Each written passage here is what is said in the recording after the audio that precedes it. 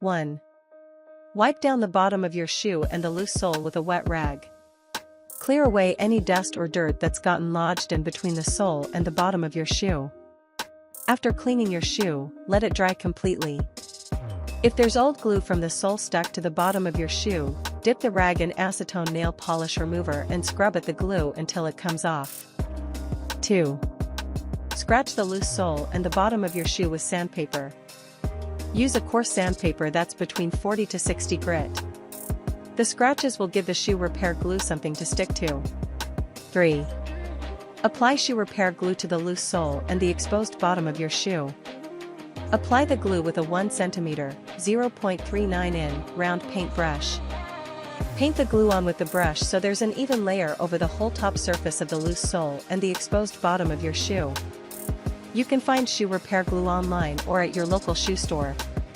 Read the label on your shoe repair glue for specific application instructions. Some shoe repair glues require you to let them dry for 5 to 10 minutes after you apply them. 4. Press the sole into the bottom of your shoe and hammer it into place. Turn your shoe upside down and hit the hammer down onto the area of the sole you're attaching. Hit the bottom of the sole several times with the hammer, moving the hammer slightly each time so you get the entire section of the sole you're reattaching. 5. Use a clamp to hold the sole in place for 24 hours. Use more than one clamp if you're reattaching a large section of the sole.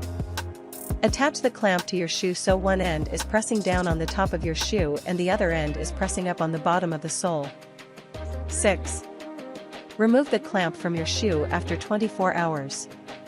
Check to see if the sole is completely glued to the bottom of your shoe by gently pulling at the edges of the sole with your fingers.